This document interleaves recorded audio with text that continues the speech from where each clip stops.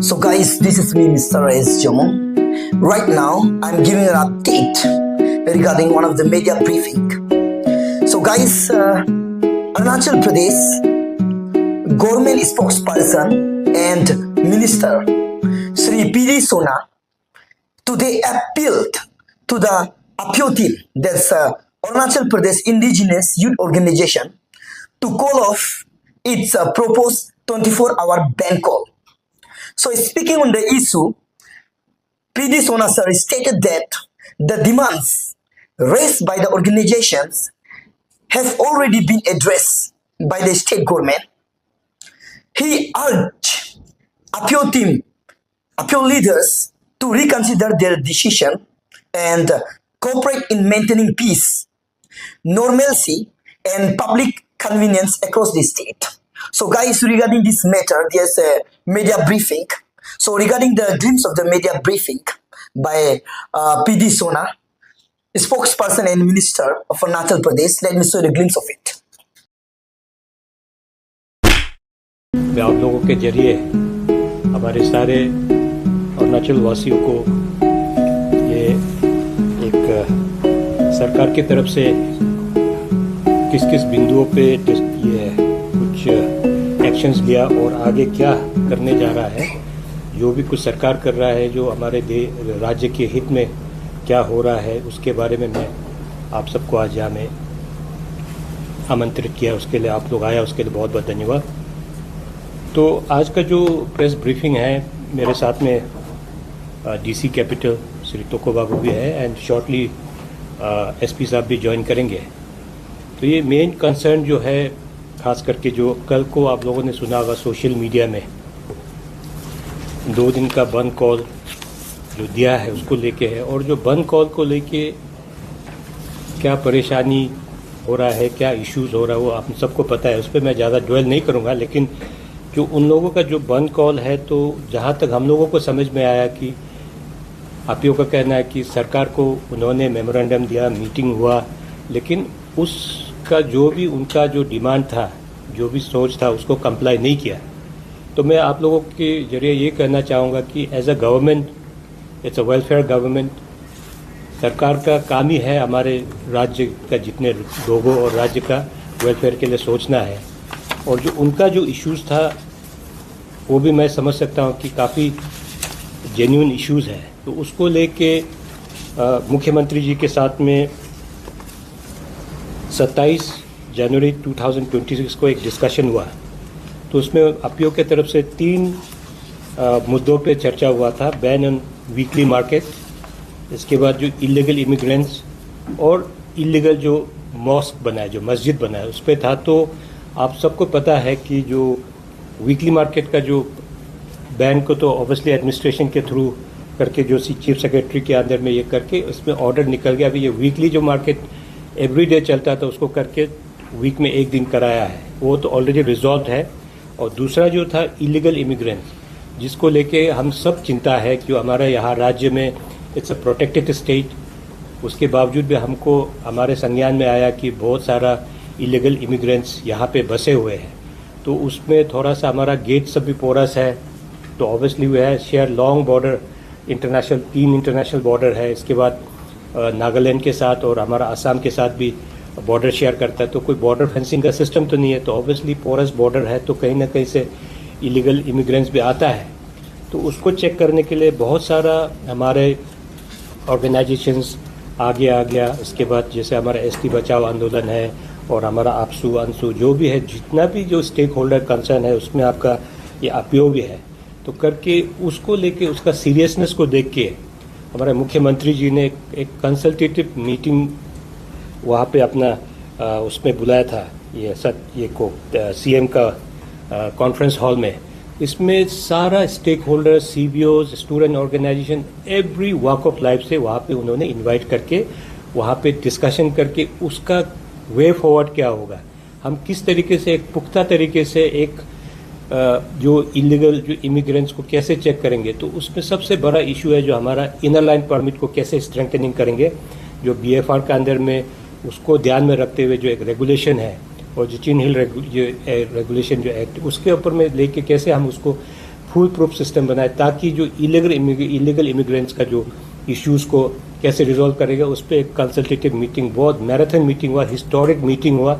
उसमें ऑब्वियसली सारा कमिटी भी बना हुआ है, उसमें सारा कमिटी में वेरिएट जो वॉक ऑफ लाइफ से उसमें कमिटी में भी आप लोगों को पता, आप लोग मीडिया, तो टोटल मीटिंग वाज ऑनलाइन, सारा राज्य ने देखा है वो मीटिंग, इतना हिस्टोरिक मीटिंग और इतना सुंदर एक डिसीजन लिया। तो उस पर काम चल रहा है और उसको डिजिटाइजेशन करके कैसे ILP को और भी मतलब फुल प्रूफ सिस्टम बनाएगा। तो इसमें इलीगल इमिग्रेशन का जो इशू है वो भी ऑलरेडी कवर हो चुका है। जो अभी थर्ड इशू जो उन लोगों का जो अब चल रहा है, जो इलीगल मस्जिद के बारे में है, तो DC साहब भी हमारे साथ है। तो इनका जो आंकड़ा जो हम लोगों को, जो उन लोगों ने बताया था कि यहाँ पे 15 इलीगल मस्जिद है, तो उनको शट डाउन करना है, उन लोगों का रिक्वेस्ट है।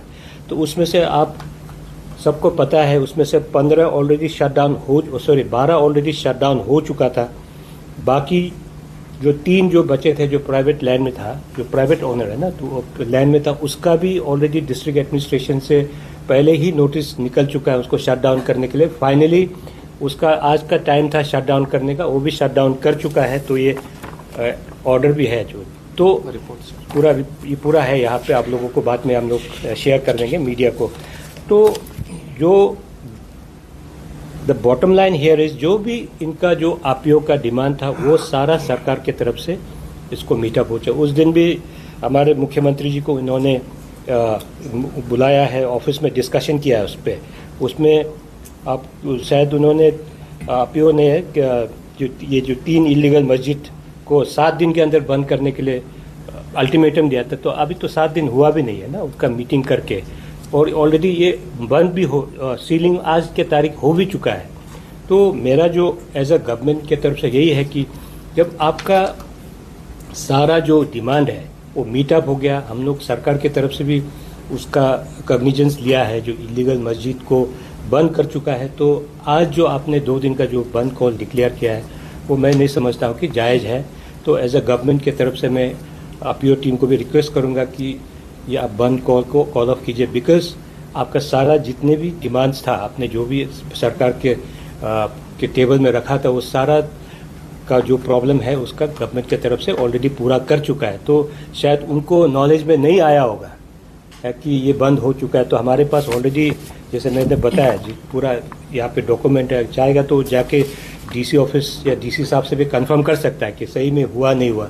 तो ये जब सारा चीज़ आपका जो भी डिमांड है उसको फुलफिल कर लिया, तो मुझे नहीं लगता है कि जो बंद कॉल कर रहा है ये जायज़ है, क्योंकि बंद कॉल से किसी को, मैं हमेशा से ही कहता, किसी को फ़ायदा नहीं है।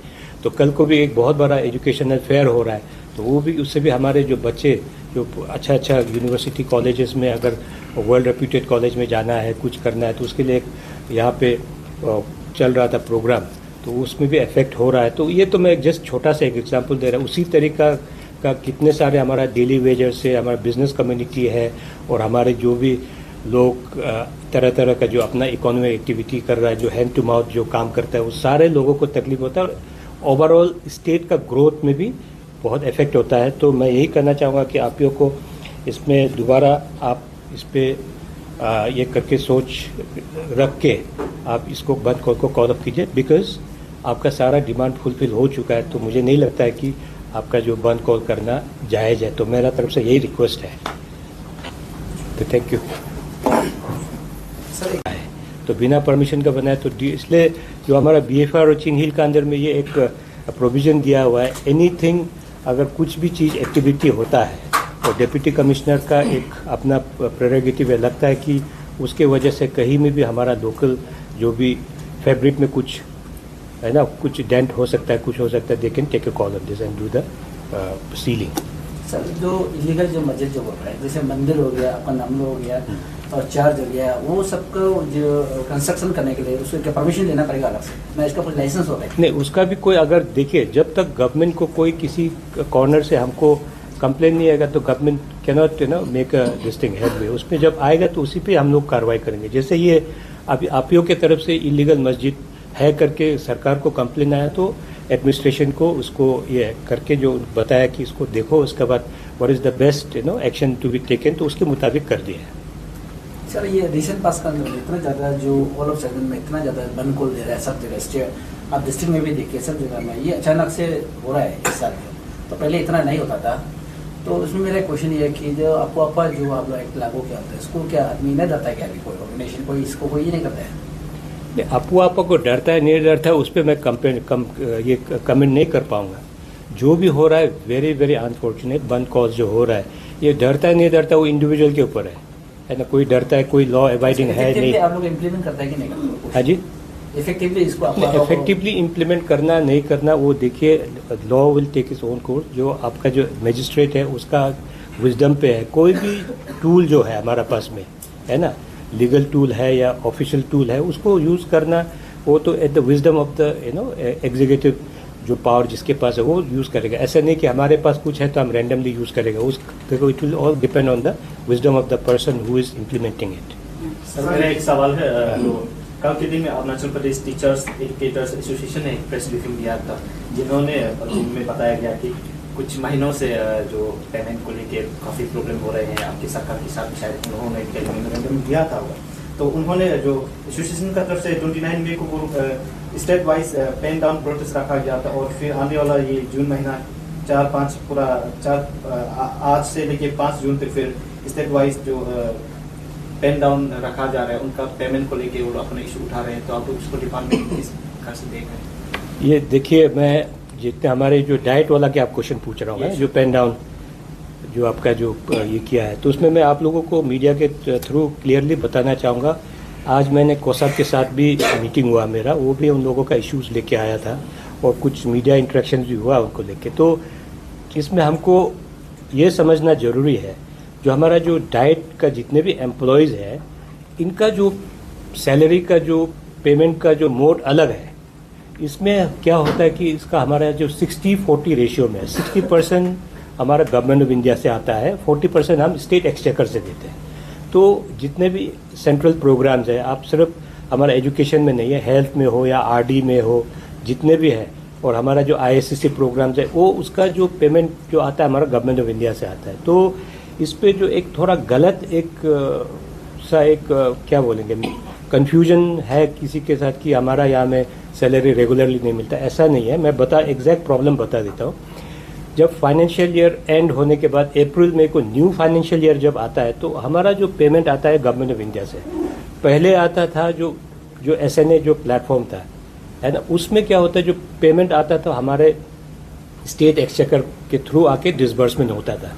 अभी जब स्पर्श जो प्लेटफॉर्म आ गया, जब ऑनबोर्ड हो गया, तो ये स्पर्श का जो है ये डायरेक्टली RBI के थ्रू रूट होता है, तो हमारे स्टेट एक्सचेकर में नहीं आता। मैं ये आपको क्यों समझा रहा हूँ, क्योंकि जब स्टेट एक्सचेकर में जब आता था, हम लोग क्या करते थे कि फाइनेंस डिपार्टमेंट को रिक्वेस्ट करके एडवांस में, जैसे वहाँ से हमको 1 करोड़ आना है तो देर हो रहा है, तो हम एडवांस में फाइनेंस से बोरो करते थे। बोरो करके लेके जो भी पेमेंट है, नॉट ओनली आपका डाइट का, जितने भी ISSC हो गया, जैसे स्कॉलरशिप का भी आप बच्चों का सुनता रहता होगा, डिले हो गया, तो हमारे एंड से नहीं है। तो उस समय हम क्या करते थे कि उनसे बोरो करके जब गवर्नमेंट ऑफ इंडिया से हमारा एक्सचेकर में आता तो उसको वापस करके कवर अप कर देता था। अब स्पर्श आने के बाद से वो हमारे पास सुविधा नहीं है, क्योंकि स्पर्श का पेमेंट सीधा बेनिफिशियरी को चला जाता है, तो हमको वहाँ से हम वापस स्टेट एक्सचेकर में नहीं ला पाएगा। तो ये फाइनेंस डिपार्टमेंट का एक प्रॉब्लम है। तो आपको मैं ये बोलूँगा कि जो हमारे जो डाइट का है, इसमें इशू थोड़ा अप्रैल और मई को ही होता है, बाकी के महीने में उनको रेगुलरली सैलरी मिलता है जैसे आते ही। और अप्रैल और मई को इस बार भी मैं ये बताऊंगा कि जो टोकन मदर सैंक्शन हम लोगों ने रिक्वेस्ट करके करा दिया है, उसका भी 2-3 दिन पहले गवर्नमेंट इंडिया से आया, आते ही मैंने एडमिनिस्ट्रेशन दे के इसको ऑलरेडी कैबिनेट सब कमेटी में भेज दिया। तो कैबिनेट सब कमेटी से अप्रूवल होकर विदिन 7 वीक्स इनका पेमेंट आ जाएगा। तो जब आ जाता है तो हम उनका सैलरी डिसबर्स करेंगे। तो कोशिश ये रहेगा कि आगे भी जो इस बार का जो टोकन मदर सैंक्शन जो है, जो बाकी जो गुजरात ने पुडुचेरी और गोवा भी इसी सेम मतलब प्लेटफॉर्म के थ्रू आ रहा है, तो उसका भी रिक्वेस्ट करेंगे। तो हो सकता है आने वाले दिनों में ये इशू ना हो। हम लोग वी आर वेरी होपफुल, लेकिन हमको ये समझना पड़ेगा कि उनका रिक्वेस्ट, मुझे पता है कि ये कहते हैं कि हमको स्टेट हेड से पेमेंट करो। तो स्टेट हेड से पेमेंट करता है तो बाकी जितने भी एम्प्लॉयज़ का जैसे रेगुलरली जो पेमेंट मिलता है, तो उस तरीके से उनको मिलना चाहिए। हम अगर स्टेट हेड से पेमेंट करना होगा तो हमारा जो 60% जो हमको गवर्नमेंट ऑफ इंडिया से मिलता है वो हमको फॉरगो करना पड़ेगा। तो हमारा राज्य छोटा राज्य है, हमारे पास अपना रिसोर्सेज कम है। जब हमको सेंटर से कुछ मदद मिल रहा है तो उसको तो हमको लेना पड़ेगा ना। जब हम इसको फॉरगो करेगा, ये 60% हम स्टेट एक्सचेकर से देगा, फिर ये पैसे फिर दूसरे में भी इफेक्ट होगा। तो हमको एक लार्जर पिक्चर में देख के चलना पड़ेगा। मुझे तो आई अंडरस्टैंड देयर प्रॉब्लम की तरह 1-2 महीने में डिले हो जाता है सैलरी को, तो ऑब्वियसली प्रॉब्लम तो होता है, तो उसको हम लोग रिजॉल्व करेंगे। लेकिन ऐसा नहीं कि आप सीधे पेन डाउन में चले जाओ, क्योंकि आपको हर किसी का प्रॉब्लम समझना पड़ेगा। If at all, if the Department of Education is intentionally delaying their payment, हम जानबूझ के उनको परेशानी कर रहा है, then I can understand, then go in for protest, आप अपना राइट डिमांड करो। लेकिन यहाँ पे as a department also we are sincerely trying to resolve their problem. तो इस तरीके से मतलब बंद करना, पेन डाउन करना, इससे जैसे मैं बोला किसी को फायदा होने वाला नहीं है। It's affecting each and every one. So we need to work together है ना for the larger interest of the state. आपका ग्रीवेंसेस है, ठीक है, उसको भी हम लोग कोशिश कर रहे हैं। If you are not working on it, then you have every right to go in for any kind of democratic movement. We also will try to resolve the issue as soon as possible. तो मैं आपके through जितने भी diet के जितने educator जो group है जो पेन डाउन है, रिक्वेस्ट करूँगा दिल से, you are part of the nation building process. आप इस तरीके से मतलब डेमोक्रेटिक मूवमेंट करके पेन डाउन करके हमारे जितने बच्चे हैं जो पढ़ रहे हैं उनको भी तकलीफ पहुँचना नहीं चाहिए। As a department, as a government, we are putting in our sincere effort so that आप लोगों को इस तरीका के परेशानी आगे ना हो। तो उसको आपको समझना पड़ेगा, हमारा इंटेंट को समझना पड़ेगा। We have a very pure and clear and good intent to help you. अगर हम जानबूझ के आपको परेशानी कर रहे हैं तो देन आई ऑल्सो अंडरस्टैंड कि आपका नाराजगी होना भी जायज है। एसोसिएशन का ये भी कहना था कि whether they are belong to the either of central government or state government, as they have been already recruited through PPSC. नहीं, वही तो मैं बता रहा हूँ। जो पहले तो ऑब्वियसली रिक्रूट हुआ है स्टेट गवर्नमेंट, तो पहले उनका जो स्टेट से पेमेंट मिलता था तो जैसे नॉर्मल हमारे सरकारी नौकरी करने वालों की तरह जैसे मिलता था। But when we got the 60% जो हमारे भारत सरकार से गया, तो इसका हमको तो फायदा तो उठाना पड़ेगा ना, है कि नहीं। उसी को ही लेके जब 60-40 का जब आया तब से ये थोड़ा सा 1-2 महीना में परेशानी हो रहा है। तो उसको भी हम लोग अभी जो SNA स्पर्श आने के बाद से उसको वो जो गैप है, जो डिफिकल्टी है, उसको भी कैसे ब्रिजिंग करेंगे क्योंकि SNA जो Sparsh is a new platform which has been launch. It's just not about the education department. हर डिपार्टमेंट में, वर्क डिपार्टमेंट से लेके all the department they are facing the same problem. ऐसा लग रहा है कि जिस तरीके से वो मीडिया में चला गया, ऐसा लग रहा है कि हमारा सिर्फ डाइट वालों को परेशानी है। आप लोग देखता हुआ ISSC वाला भी कुछ ना कुछ चिल्लाता रहता है कि हमारा पेमेंट रिलीज करो। पेमेंट हमने पकड़ के नहीं रखा। पेमेंट जब आएगा आपको रिलीज करेगा। This is your rightful this thing claim, तो आपको मिलेगा। जैसे हमारे बच्चे लोग का भी जो स्कॉलरशिप का बार हंगामा होता है कि हम लोगों का स्कॉलरशिप नहीं मिला, ये है वो है, लेकिन उसमें आप अगर हमारा स्टेट से, हमारा डिपार्टमेंट से डिले हुआ तो आप बोलिए। The moment we receive the money we try to expedite the whole thing. जैसे हमारे यहाँ में कॉन्करेंस लेना, कैबिनेट सब कमेटी का अप्रूवल लेना, हम अपने तरफ से जितना भी है जो ड्यू प्रोसेस, जो आपका जो ऑफिशियल प्रोसेस है वो पूरा करके हम डिसबर्स कर देते हैं। यहाँ में हमारे लेवल में कोई किसी भी तरीका का हम लोग डिले टैक्टिक्स नहीं अपनाता है। अगर आपको लगता है कि कोई ऑफिसर जानबूझ के डिले करता है तो you let me know, I will be the first one to take serious action against that person. तो मेरा इतना ही कहना है। आप इस बात से वाकिफ आया पता नहीं है, let the whole process get over. इसके बाद भी इस तरीका का कुछ है तो let the department know, we will look into it. लेकिन you can jump the gun and come to conclusion कि ये नहीं हुआ। अभी ये ट्रांसफर एंड पोस्टिंग का जो इतना एक जो पेचीदा मामला है, उसको हम लोग एक फाइनल सॉल्यूशन देने के लिए हमने रजिस्ट्री पोर्टल बनाया। पोर्टल के थ्रू कर रहा है, इसमें हमारा ह्यूमन इंटरवेंशन नहीं है। We are trying to do it digitally, where it's been done through the AI।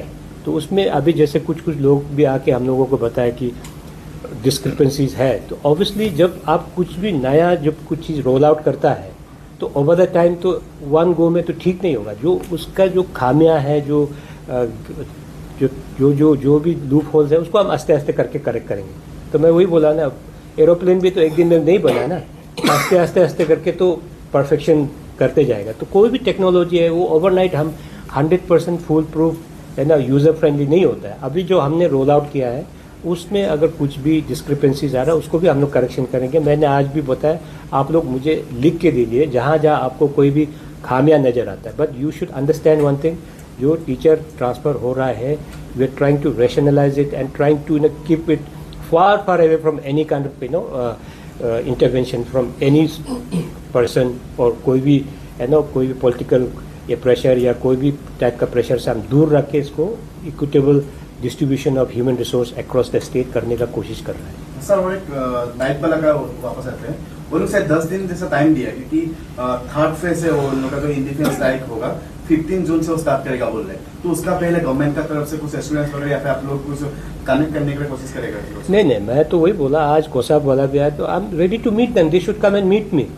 तो बोला कमिश्नर से मिला, 2-3 बार मिला, लेकिन हमारा सोल्यूशन नहीं हुआ। तो सोल्यूशन क्यों नहीं रहा उसको भी जानना पड़ेगा ना। तो दे शुड अंडरस्टैंड वाई जो उनका जो डिमांड है वो क्यों पूरा नहीं हो रहा है। तो उनका डिमांड है कि स्टेट हेड से दे दो पैसा, तो स्टेट हेड से देने से हमको ये समझना पड़ेगा कि हमारा 60% वाला जो फंड जा रहा है उसको हम फोरगो करना पड़ेगा। एनीवे हमने आप इन्वाइटेड देम, तो एक टाइम दे के उनको मैं मिल लूंगा, मंडे या कभी मिल लूंगा। तो आपीओ का तरफ वापस आता है, आपीओ का एक एलिगेशन जैसा ही था कि जब पहले सीएम सर से बातचीत हुआ था उस टाइम में जो 3 डिमांड था उन लोगों का, और उसमें से जो डेली मार्केट वाला जो डिमांड था वो रातों रात इम्प्लीमेंट हो चुका था बोला था, और ये एक काइंड ऑफ किया था उन लोगों का पॉलिटिक्स के लगे है, ये उन लोगों का एक एलिगेशन था पहले से, ताकि जो पब्लिक जनरल पब्लिक और उन लोगों का इसमें डिवाइन रूल अप्लाई करने वाला से वो बहुत पहले से बहुत जगह में ब्रीफिंग में भी ये बोला गया है, ताकि जो जनता का बीच से उन लोगों का थोड़ा कनेक्शन हटाने के लिए। ये कितना दूर तक ये तो पता नहीं, क्वेश्चन ही अजीब सा है, और अगर वो बोला भी तो बहुत अजीब बात है। आपने डिमांड किया, आपका डिमांड को कंप्लाई कर दिया तो बोलता है कि हमको डिवाइड करने के लिए करता है, नहीं करेगा तो नहीं करता है। तो उन लोगों को ध्यान नहीं देगा, वो एक पार्टिकुलर जो चीज इमीडिएटली कर सकता है सरकार इमीडिएटली करेगा। आप इलीगल इमिग्रेंट्स का जो बात कर रहे हो उसको स्टडी करना पड़ता है ना। तो डेली मार्केट का जो बोल रहा है, जो वीकली मार्केट है, तो वीकली मार्केट का नोमेनक्लेचर ही वीकली है, तो इट बिकम्स इजी कि वीकली है तो डेली नहीं होना, तो वीकली तो इम्प्लीमेंट कर। आप इलीगल इमिग्रेंट्स का बात कर रहा है तो it needs to go through lot of scrutiny, तो टाइम लगता है। इलीगल मस्जिद का भी तो ऑब्वियसली एक स्क्रूटिनी करके तो टाइम लगे।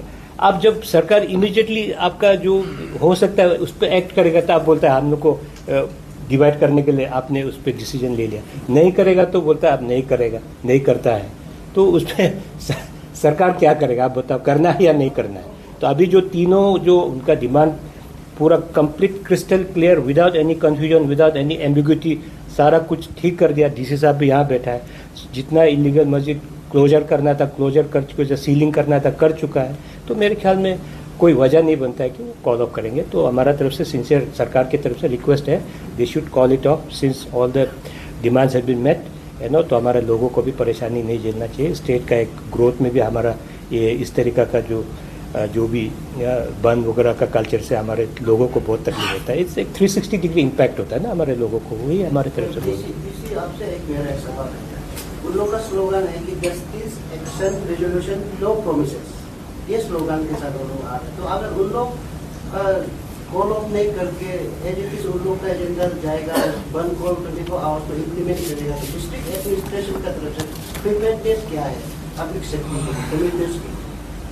हमारा तो ऑलरेडी प्रिपेयर्ड है। जो लॉ एंड ऑर्डर इश्यूज का कोई भी बर्न कॉल होता है हम लोग ऑलरेडी प्रिपेयर होके रहता है, और वो लोग का जितना भी डिमांड था तो हम लोग ने पूरा आज अभी सर ने बता दिया, ब्रीफ कर दिया, एक्शन पूरा ले लिया। सर ये कुछ साल से तो आपको आपका एक्शन तो हम लोग इनिशिएट कर ही दिखा। ये तो देखिए एडमिनिस्ट्रेटिव थिंग है। तो मेरा समझ से ये है कि अगर उसमें इलीगल मॉस्क है ना, अगर उसको सील कर दिया, वो एक्टिविटी बंद हो गया, तो जो प्राइवेट जमीन ओनर है वो बिल्डिंग को किस तरीके से यूज करता है उसके ऊपर है कि नहीं।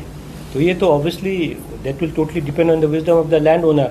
उसका है उस स्ट्रक्चर को आप स्कूल बनाना है या रेस्टोरेंट बनाएगा, होटल बनाएगा या उसको कुछ भी बनाएगा, उसके ऊपर है। तो एक प्रॉपर्टी को अगर हम रीयूज कर सकता है for a different purpose and for a better purpose, उस पर हम लोग कौन होता है कॉल देने के लिए। हाँ, सरकारी जमीन पे अगर है तो district administration will take a call, उसको क्या करना है नहीं। और एक लोकल्स लोगों का है कि आज हम मुस्लिम का बात कर रहे हैं, कल कोई और किसी का बात करेंगे, तो सरकार क्या कोशिश करेगा कि अरुणाचल प्रदेश में टोटल कितना चर्चेस है, टोटल कितना गुरुद्वारा है, मंदिर है, मस्जिद है, नेतर नामलो है, ये सरकार का पास कोई फिगर है क्या? क्योंकि दूसरा स्टेट में ये सब फिगर किया जाता है, तो यदि नहीं है तो आप लोग इसको करवाएंगे क्या? फिगर वो तो देखिए, सरकार को तो जब कुछ हमारे संज्ञान में आएगा तभी हम लोग आगे बढ़ गए ना। ऐसे नहीं कि हम ऐसे रैंडमली हर कुछ सरकार सोच के करता रहेगा, नहीं होता। उसको तो हमको जब सरकार का नॉलेज में आएगा तो उसको देखिएगा, लीगलिटीज देख के हम लोग उसको बात करेंगे कैसे होगा आगे का। वो आप हाइपोथेटिकल क्वेश्चंस में आएगा तो फिर उसका तो फिर स्कोप बहुत बड़ा हो जाता है। तो let's restrict to what is the today's subject, उस पर हमने